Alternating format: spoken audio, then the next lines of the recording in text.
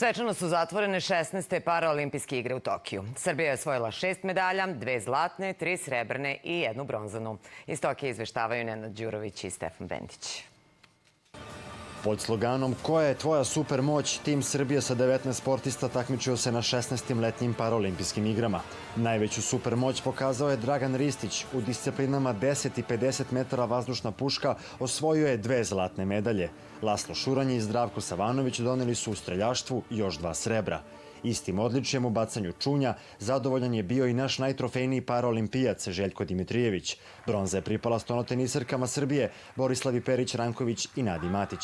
Laslo Šuranj je nosio zastavu naše zemlje na ceremoniji zatvaranja. Svečanim programom i velikim vatrometom posle 13 dana takmičenja završene su paraolimpijske igre koje su imale i humanu misiju. Afganistanski sportisti Zakija Hudadadi i Hosain Rasuli evakuisani su iz Kabula kako bi učestvovali u Tokiju.